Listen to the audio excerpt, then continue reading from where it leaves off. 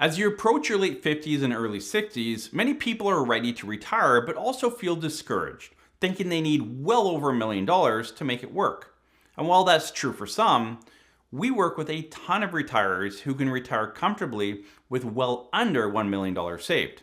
And so in this video, I'll walk you through a case study of a single 65-year-old with a $500,000 saved and how with the right planning, we're able to help her retire comfortably. So here we have Yolanda YouTube, 65-year-old female in BC. As far as assets go, so Yolanda has $300,000 in an RSP that we will be converting to a RIF, $100,000 in a locked-in registered account, which is BC legislation, which means we are unable to unlock any of it. If you need to learn about unlocking on a LIRA account, we have a video about that. We'll link that above. But you want to learn, can I unlock it? And unlocking is just moving it, some of it, to an RRSP. And then again, $100,000 in a tax-free savings account. So $500,000 saved among 3 different accounts. Yolanda currently has no debts and also no income. She is entering retirement. Now, as far as government benefits go, she looks to collect 85% of the max now at age 65. So if she was to start Canadian pension plan right away, she would get 85%, which is about $14,617 per year. Her old age security, she's born and raised in Canada here, so she's going to collect the max of 100% at age 65, or she could delay it to get a little bit more as well. So when we look at a client scenario, we take all the data from them and put it into the software. And again, this gives us a starting point. Like if we just do the default, which is what the software does, what is our starting point? And you can see here, Yolanda looks to have about $44,000 of income every year, adjusted to inflation after tax. Now, Yolanda has asked that we plan all the way down to age 92. So that's what we've done here. So $44,308 all the way to 92. And at that point, her money runs out. So she's completely out at that point.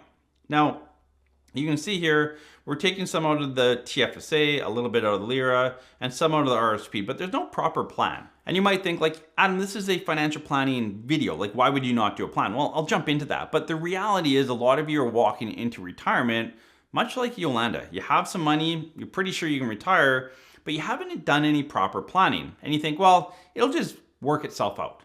And you'll see as I work through this plan, it kind of does work itself out if you do this, but you're definitely paying CRA too much. You're not putting as much back in your pocket, and you're not creating as much flexibility in your plan that you might need later in life. And especially entering retirement as a single person, you want to make sure you create that flexibility. You need to look after yourself. And one of those steps is get a proper retirement plan in place. Know that, where does my money come from? How do I optimize tax? When do I start my government benefits? How do I make sure I have flexibility? We'll cover that here as we move forward.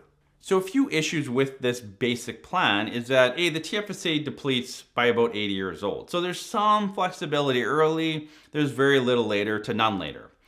The RSP, you can see, there's still over $250,000 in her early 80s. So that's a bit of a tax issue. So we want to get rid of that tax issue, ideally by early to mid 80s as well. So that's something we want to look at. And just create more tax efficiency. You can see year 1, she's paying 1% tax, then 7, then 8, then it gets up to 10 later on. There's a bit of a fluctuation there. So it's not a great tax plan how it is as well.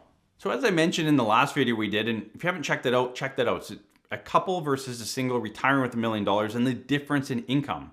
But like I talked about there, one of the biggest tips for singles entering retirement is really know when the best time to take your Canadian pension plan. And if you're able to defer it to 70, you're in a much better situation. And you can see here, if we take Yolanda's CPP, Canadian Pension Plan, at age 70 versus 65, I've left her old age security at 65 for now, you can see her income has now jumped all the way up to $45,823. So well over $1,000 more in her pocket after tax just by deferring that CPP. So that's a huge advantage as well. Now, part of that, if I fast forward to later in life, right? Like as a single person, you got to make sure you're taking care of yourself. So in your late 70s, early 80s, if you look at her guaranteed Canadian pension plan, she's looking at over $30,000 a year of CPP. Like there's that nice base that's guaranteed adjusted to inflation. If we go back to her taking her Canadian pension plan at 65, we can see late 70s into early 80s is just around 20 or just over $20,000. It's about a $10,000 difference. That's a massive amount of income later in life. Again, you want to create that protection for yourself, that guaranteed income, the what if. While delaying your CPP can make a massive difference on providing that guaranteed inflation adjusted income both early but also later in life. Now, one of the big issues is if you just take your Canadian pension plan at 70 and don't do planning around the rest of it, one of the issues you run into, and you can see it, is the TFSA account. So in this case, Yolanda has depleted her tax-free savings account by age 70. And that means from 70 onward, she has very little flexibility. If she needs extra money, she has to pull it out of her RIF at that point, and it's taxable income, which would drive up her tax bill. So while the CPP is a huge benefit to delay, you need to make sure you're looking at other things like an RSP meltdown and making sure you're keeping that TFSA intact as long as possible. So let's take a look at what that looks like. So now we have Yolanda taking her Canadian pension plan at 70 like the last one, but we've done some tax planning. We've melted down that LIRA a bit quicker, taking the maximum amount out every year, and the RSP, or what's converted to a RIF, and drawing that down a bit more tax efficiently. You can see her effective or average tax rate has popped up a little bit. It's just around that 9-10%, but you can look at her TFSA account. It's actually staying intact. We're not touching it. About $1,000, $2,000 a year, and she has a lot of flexibility. Now, if we look at, okay, Adam, we're pulling out money earlier, we're driving up the tax bill a little bit, that means I have less money. On the contrary, you'll see the real after-tax adjusted to inflation income is now over $46,000. So we've bumped her income up by about $2,000 a year after tax adjusted to inflation for the rest of her life till age 92. We've created more guaranteed money later with her deferring CPP, and we've created that flexibility with the TFSA account. So the two tips, like I mentioned in the last video, as an individual entering retirement, you want to look at both your CPP timing and make sure you create flexibility on your TFSA. Obviously, part of that is make sure you have a funded TFSA as you enter retirement. But then you need to make sure you keep it intact as tax efficiently as possible. And this is where as you enter retirement, whether you're single, couple, doesn't matter your situation, you need to make sure that everything's working together. If Yolanda had just made the decision to defer her CPP to 70, she would have lost all the flexibility on her TFSA account and wouldn't have had as much income. But then by doing an RSP meltdown and looking at everything working together, again, she has CPP, old age security, RSP, LIRA, and TFSA. She had 5 income sources. Making those 5 income sources work together gave her the flexibility, more guaranteed income later in life, which she was very concerned about, and it maximized her income both now and later.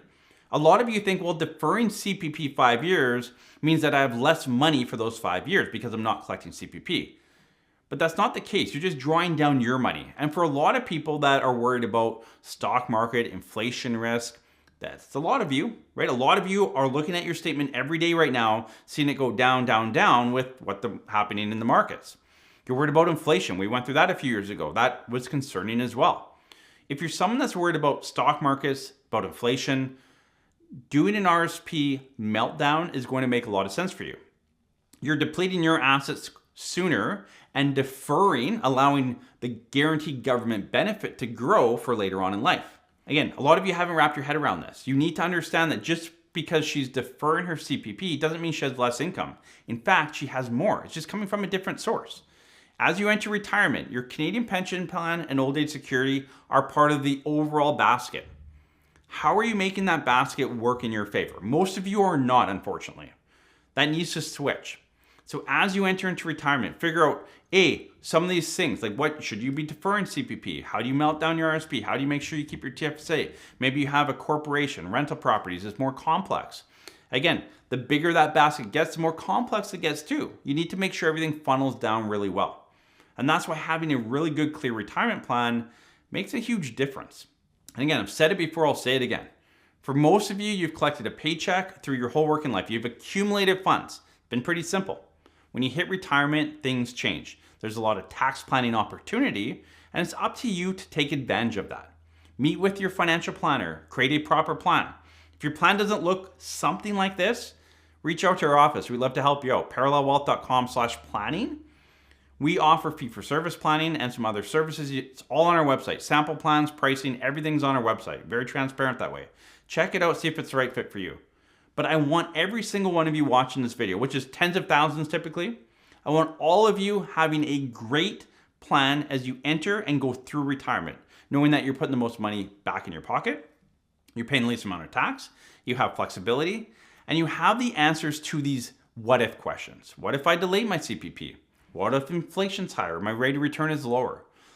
Whatever the concern is in the back of your head should be flushed out during this process as well. So just talk to your financial planner. Have them flush that out for you. Get the answers so that you can move forward into retirement and enjoy it. The idea of a really good retirement plan is to enjoy retirement. So get a plan, enjoy retirement. We'll see you in the next video.